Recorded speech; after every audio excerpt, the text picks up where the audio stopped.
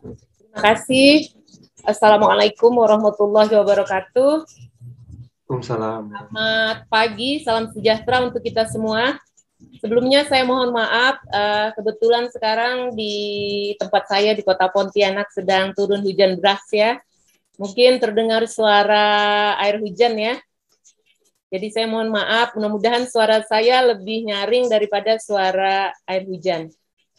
Ya, yang terhormat panitia penyelenggara, yang terhormat Bapak Dr. Nopindra, MSI, yang terhormat Ibu Tiwidiani Ayu Pratiwi, MPD, dan para peserta webinar pada hari ini.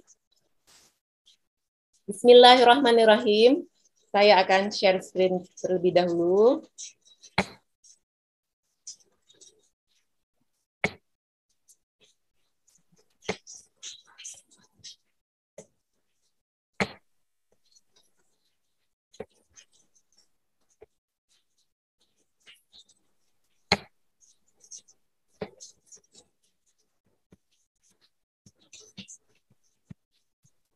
Ya, ini adalah judul presentasi saya pada hari ini mengenai pembiasaan salam di sekolah sebagai wujud pengembangan karakter.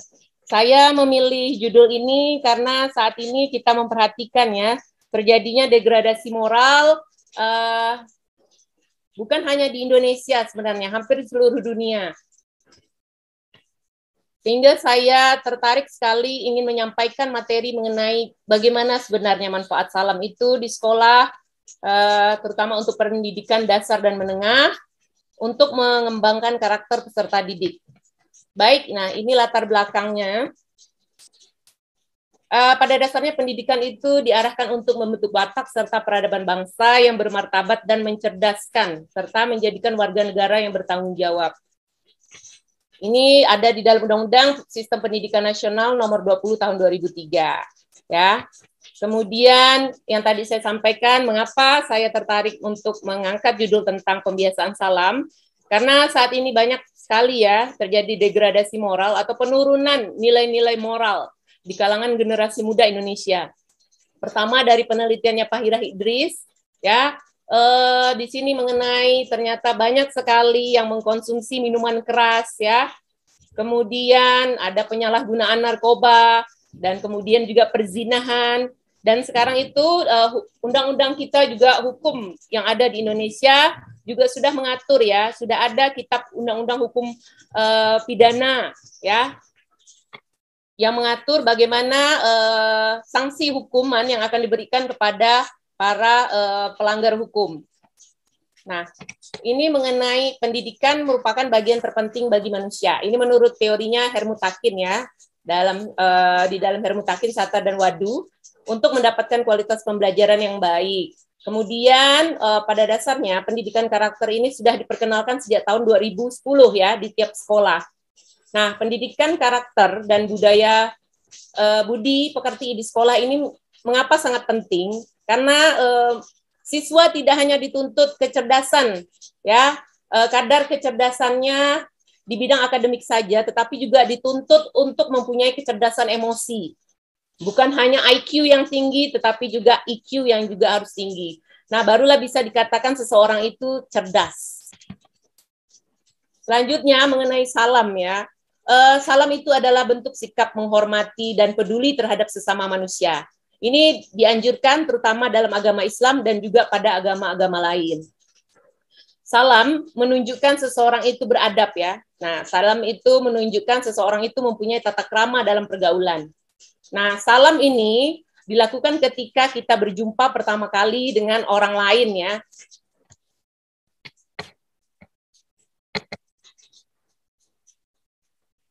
Seperti yang sudah dituangkan di dalam hadis Bukhari Muslim ya, an Abdullahi bin Abni Amrin ya, anna rajulan sa'alakan Nabi Sallallahu Alaihi Wasallam ayyul Islam khairu qala tu imut ta'am wa taqra'u salam ala man araftu wa ala man lam ta'rif, yang artinya berilah makan pada orang yang membutuhkan, serta ucapkanlah salam pada orang yang dikenal dan yang tidak dikenal. Artinya kita melakukan kebaikan itu, menyapa orang lain itu tidak tergantung apakah kita mengenal orang itu atau tidak. Artinya salam itu dapat kita lakukan pada orang yang mungkin berpapasan dengan kita.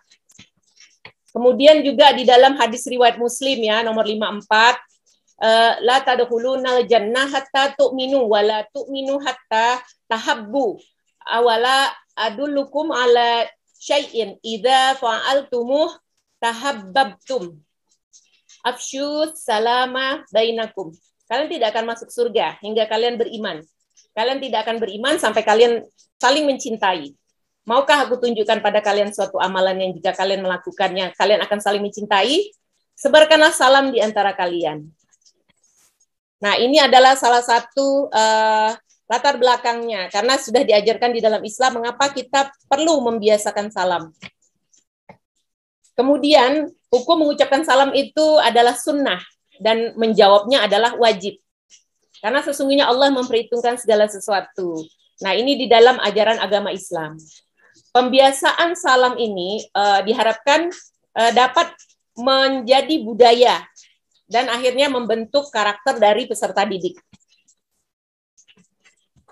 Konsep salam sendiri ya banyak sekali pandangan para ahli, berbagai pendapat ya bahwa salam itu adalah cara bagi seseorang untuk secara sengaja mengkomunikasikan kesadaran akan kehadiran orang lain. Jadi jika kita menyadari kehadiran orang lain, maka kita akan menyampaikan salam ya.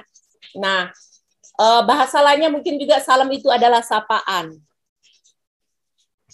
Selanjutnya, menurut Anwar ya, ucapan salam adalah ungkapan atau ucapan yang mengawali saat terjadinya pertemuan atau perpisahan, yang dalam syariat Islam memiliki nilai doa di dalamnya. Betapa pentingnya salam. Banyak sekali sumber-sumber dan literatur yang menyatakan hal ini. Nah, tadi saya memberikan latar belakangnya tentang degradasi moral. Apakah ada pengaruhnya? Apakah ada pengaruh dari salam terhadap perilaku? Tentu saja iya. Salam adalah bagian dari pembentukan perilaku atau akhlakul karimah. Nah, ini pengertian salam, kita lewatkan saja. Ini kalau menurut Kamus Besar Bahasa Indonesia, salam itu adalah pernyataan hormat. Kemudian salam juga adalah penyampaian ya, sapaan dan sebagainya. Nah, ini saya akan segera beranjak ke masalah karakter ya. Nah, karakter menurut Kertajaya itu adalah ciri khas. Jadi ciri dari seseorang itu dinyatakan sebagai karakter. Yang melekat pada diri seseorang itu disebut karakter. Kemudian juga Thomas Lickona menyatakan karakter itu mengacu pada serangkaian kognitif, attitudes, motivations, behavior, and skills. Maksudnya seperti apa? Jadi di dalam karakter itu ada kognitif. Seseorang itu akan terbentuk karakternya karena dia berpengetahuan. Ya, jadi jika tidak mempunyai pengetahuan, berarti karakternya belum kuat. Kemudian ada attitudes. Attitudes itu adalah sikap. Jadi seseorang yang dinyatakan berkarakter itu berarti dia mempunyai sikap. Kemudian motivasi. Motivasi itu bagaimana semangatnya, ya, melakukan sesuatu. Kemudian ada behavior, perilaku, dan skill, keterampilan. Jadi di dalam karakter itu banyak sekali menurut Thomas Lickona. Jadi banyak sekali unsur-unsur yang terdapat di dalam karakter. Kemudian karakter diri yang kuat pada seseorang itu akan berpengaruh besar dalam tatanan kehidupan sosial.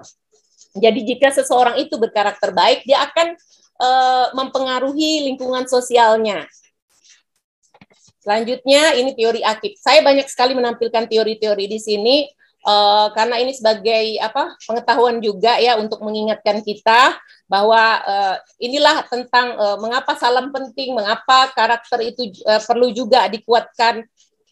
Nah, di sini teori Akib menyatakan bahwa karakter itu adalah nilai-nilai yang terpatri, yang terbentuk dalam diri melalui pendidikan. Jadi seseorang itu mempunyai karakter yang baik itu karena proses pendidikan. Kemudian juga pola asuh dari orang tua. Bagaimana pola asuhnya dari kecil itu akan mempengaruhi karakter seseorang. Kemudian pengalaman hidupnya. Nah, pengalaman hidup ini juga apa yang dialaminya selama hidupnya akan mempengaruhi karakter dirinya. Kemudian percobaan, artinya latihan-latihan, misalnya mengikuti pelatihan. Kemudian pengorbanan, apa yang telah dilakukannya. Ini akan mempengaruhi pola pikir seseorang dan akhirnya menjadi karakter. Ini dituangkan dalam salah satu jurnal pendidikan ya, yaitu jurnal pendidikan karakter. Kemudian juga ada teori dari Mulyasa. Nah, jadi revolusi mental di sekolah itu harus menyentuh persoalan bagaimana membangun manusia ya yang berkualitas dan berkarakter. Kemudian dari Muslih, mendidik itu tidak hanya mentransfer ilmu, melainkan dapat mengubah atau membentuk karakter dan watak seseorang. Jadi karakter dengan watak itu berbeda. Nah, ini adalah nilai-nilai karakter ya, pendidikan karakter yang dikembangkan oleh Kemendiknas ya. Yang pertama religius ya. Jadi seseorang yang mempunyai keyakinan yang tinggi kepada Tuhan, kepada Allah, maka dapat dinyatakan dia mempunyai karakter yang baik, kemudian jujur, kemudian mempunyai toleransi. Tadi sudah dijelaskan oleh Bapak Dr. Novindra, nah bahwa di dalam penggunaan sosmed itu kita perlu bersikap yang tepat, artinya saling menghargai. Di sini adanya toleransi. Kemudian di situ. Assalamualaikum, Bu. PPT-nya, Bu, tidak berubah, Bu. Mohon maaf, Pak. PPT-nya tidak berubah, Bu. Iya. Apa saya perlu itu kirim ke ini aja? Bisa, Bu. Dari awal, Pak, tidak berubah? Iya. Oh, mohon maaf ini kepada para peserta juga. Bu, geser aja ke atas, Bu. Iya, di-share terus, Bu. Bisa berubah itu, Bu. Oh iya, sebentar ya. Iya.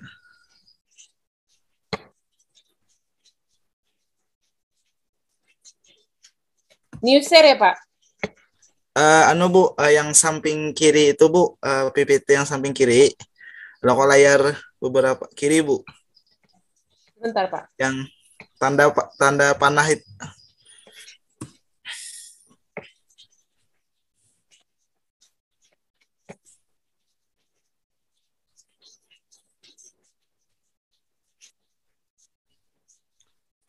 Atau saya stop dulu screen-nya ya, Pak ya? Geser ke atas saja, Bu. Bu, yang samping kiri, Bu, tampilan yang ada nomor 16, 17, 18, 19 itu geser ke atas, Bu. Bawah, Bu. Ini saya settingannya ini, Pak. Tadi ini agak berubah. Ini kan, Bu, slide 16 kan, Bu.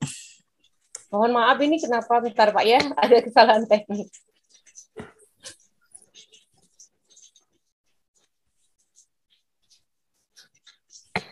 Karena di sini cuaca bisa dikeluarkan dulu, Bu. Bawah sendiri. Itu bawah kanan, Bu. Iya. Layarnya.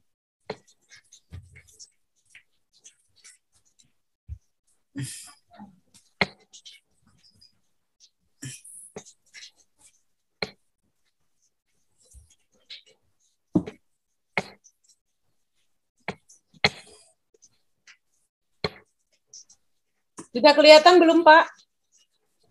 Bisa, Bu. Sudah, tapi belum di screen, dibesarkan, Bu. Bawah layar itu, bawahnya, bawah kursor, bawah sendiri. Sebelahnya kanan 65%, sebelah kirinya 65% itu yang diklik. Bawah sendiri. Pak ya ininya. Ini bawah sendiri, nggih. Bawah. Sebelahnya 65%. Lah, itu klik. Enggak, ini itu chat show-nya. Tadi saya juga udah tekan ini loh, Pak. Tapi ini enggak tahu ya, mungkin di sini nih. Nggih, itu diklik lagi tadi. Sebelahnya 65%. Klik, nanti besar. Sudah. Oke, diklik. Ya itu. Bisa kirimkan aja, Bu, PPT-nya, Bu. Slideshow. Nah, slideshow itu, Bu. Ya, sebelah kanan sendiri, kanan lagi, kanan. Kanannya. Nah, itu, Bu. Klik. Oh, enggak bisa ya. Nomor slide aja yang nomor slide, urutan slide aja yang diklik. Urutan slide aja, Bu. Iya. Udah jalan belum, Pak? Sekarang. Urutan slide aja, Bu. Urutan slide aja, Bu. Mantap. Ya, yang mana tadi slide-nya, Bu? Bisa dilihat kok, bisa dibaca. Ini sudah bisa terlihat, Pak. Sudah, Bisa, sudah. Bisa. Ya, Oke, pun udah. diturunkan Gitu aja, saja. Bu. Oke. Nggih. turunkan aja Bu sesuai materi yang Ibu sampaikan tadi yang terakhir. Ya. Oke. Ini ya Pak ya. Nggih. Nah, iya. Sini Bu Uca. Betul. Oke, gitu. Oke. Jadi ini enggak bisa slideshow ya kayaknya. Nanti enggak ada lagi Pak, hilang dia satu-satu. Oke, lanjut Bu. Oke, tidak apa-apa ya seperti ini tampilannya. Oke. Bisa Ini kepada Kalau para- mau slideshow ya yang bawah tadi, sebelahnya 100% itu harus nanti di-share aja, sebelahnya. Bu. Sebelahnya Di-share. slideshow Bu, nah itu diklik keras 2 kali. 2 kali klik. Maaf Pak, sebentar. Nah, Ya? klik.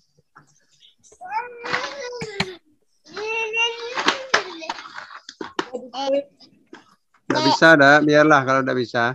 Udah Pak?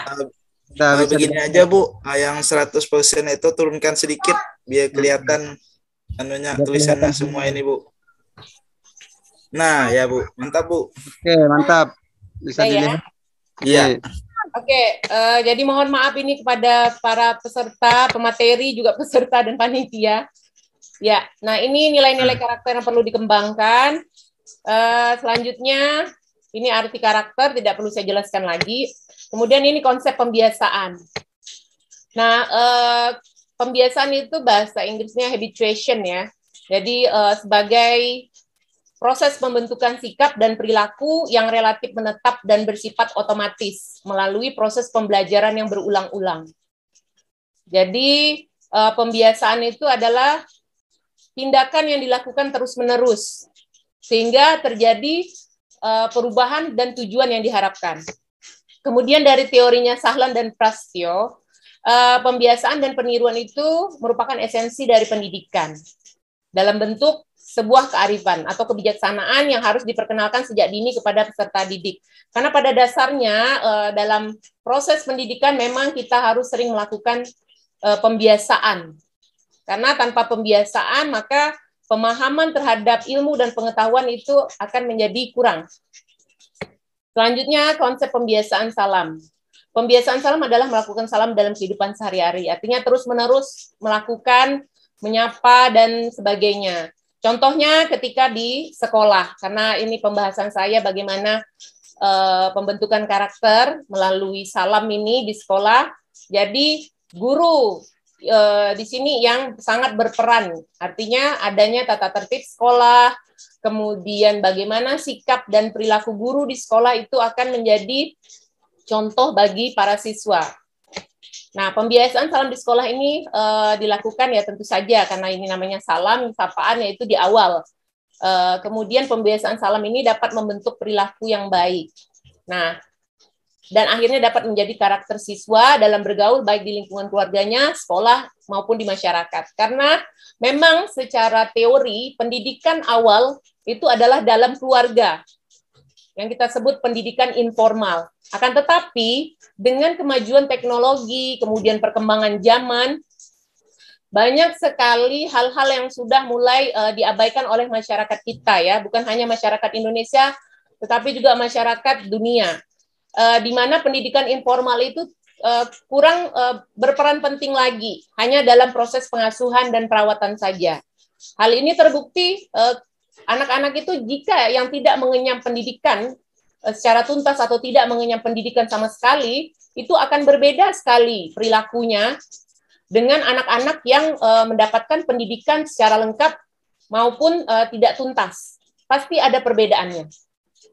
Nah, makanya hal inilah yang menjadi perhatian kita ya. Jadi pendidikan informal ini sekarang tidak terlalu berpengaruh besar dalam pembentukan perilaku ya, tetapi cenderung pendidikan formal. Karena orang tua sekarang cenderung lebih menyerahkan kepada sekolah. Jadi sekolah sebagai lembaga formal yang akhirnya dapat memberhasilkan pembentukan kepribadian seorang calon generasi penerus bangsa.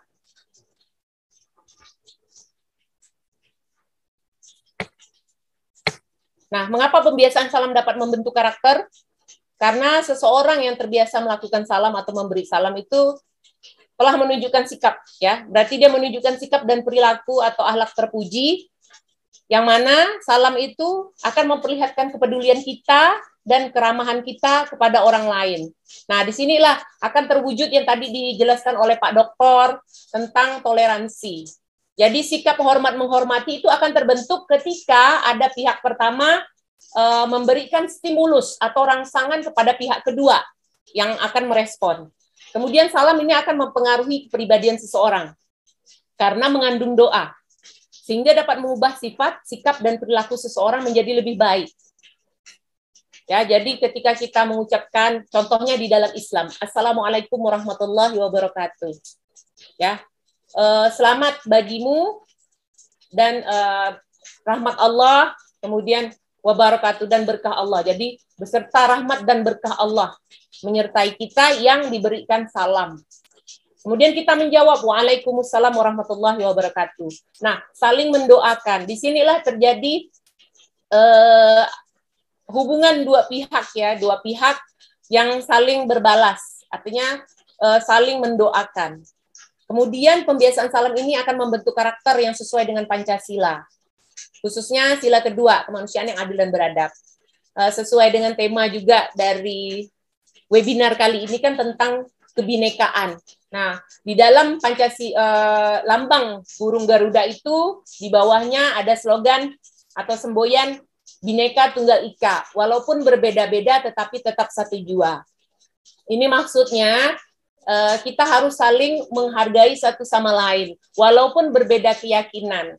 Nah, di dalam Islam juga kan dijelaskan, la ikraha fiddin, tidak ada paksaan dalam beragama, lakum dinukum waliyadin, bagimu agamamu dan bagiku agamaku. Ini menandakan bahwa Islam sudah sangat menghargai perbedaan keyakinan. Karena pada dasarnya di dalam undang-undang kita juga dijamin tentang kemerdekaan untuk memeluk agama dan menjalankan ibadahnya sesuai dengan agama dan kepercayaannya itu. Selanjutnya, bagaimana cara memudayakan salam di sekolah? Pertama, tadi saya juga sempat menyinggung di slide yang sebelumnya, guru harus menjadi contoh pertama atau uswah di sini. Nah, adanya metode uswah, guru memberikan contoh, guru membiasakan salam. Karena pada dasarnya siswa, khususnya anak-anak mulai dari usia dini sampai ke pendidikan dasar, mereka itu harus sering dibiasakan, diberikan contoh-contoh. Nah, begitu pula dengan yang pendidikan menengah, sekolah menengah pertama, kemudian sekolah menengah atas. Anak-anak ini atau peserta didik ini, para siswa ini sangat mengharapkan contoh yang baik dari para guru. Nah, akan tetapi, mohon maaf, ini adalah suatu permasalahan yang dilematis, artinya menuntut tantangan buat kita, menjadi tantangan buat kita, karena tidak semua pendidik itu ingat ya mungkin, atau akan berperilaku ideal, sesuai dengan harapan dan sesuai dengan cita-cita dari Pancasila. Nah, karena apa? Sekarang tuntutan hidup dan masalah yang dihadapi oleh manusia ini, sehingga mengubah tadi adanya pergeseran nilai, mengubah pola berpikir, kemudian akan mempengaruhi juga perilakunya, sehingga metode pengajarannya pun berbeda. Cenderung sekarang banyak sekali tugas-tugas yang diberikan, memang itu akan mengasah keterampilan para siswa, tetapi ada cenderung pengabaian, walaupun tidak semua, hanya dilakukan oleh oknum-oknum tertentu. Nah, dengan salam paling setidaknya guru ini melakukan upaya untuk membentuk karakter siswa, yaitu salam. Biasakanlah salam. Assalamualaikum, selamat pagi, selamat siang, selamat sore. Ini merupakan contoh dari penerapan perilaku yang baik. Kemudian menerapkan budaya 5S. Senyum, salam, sapa, sopan, santun. Jadi senyum, jadi guru tidak tercemberut, kemudian menyampaikan salam, kemudian sapa, sopan, dan santun. Karena pada dasarnya salam itu ada di budaya 5S. Nah, kemudian nilai-nilai yang terkandung di dalamnya ini adalah nilai-nilai dari pendidikan karakter. Apa tujuan dari pendidikan penerapan budaya 5S tadi, yaitu untuk mengembangkan kepribadian. Kemudian peserta didik diajarkan untuk menggunakan bahasa yang sopan dan baik. Kemudian peserta didik juga akan merasa senang karena dia tersenyum. Karena secara psikologi, seseorang yang rajin tersenyum itu menandakan dirinya kuat, hatinya bahagia. Kemudian dengan memberi salam akan mempererat tali persaudaraan. Mohon maaf itu ada kesalahan ketikan ya, persaudaraan. Nah, jadi seseorang yang sering memberi salam, orang lain akan menganggapnya sebagai orang yang ramah, peduli, dan mempunyai akhlak yang baik. Kemudian dengan menyapa akan memudahkan siapa saja untuk saling akrab. Sehingga ada istilahnya tak kenal maka tak sayang. Nah, dengan salam, maka kita yang tadinya tidak kenal, tidak akrab itu akan menjadi saling mengenal satu sama lain dan akan saling bertukar informasi, bertukar manfaat. Baiklah, itu saja beberapa hal yang saya sampaikan pada presentasi saya kali ini. Mohon maaf atas segala kekurangan karena saya sebagai manusia banyak sekali hal-hal yang mungkin di luar kemampuan saya, dan kesempurnaan itu hanya milik Allah Subhanahu wa taala. Jika ada pertanyaan, tanggapan ataupun sanggahan, nanti bisa kita bahas di sesi tanya jawab. Demikian, terima kasih. Assalamualaikum warahmatullahi wabarakatuh. Saya serahkan kembali kepada moderator.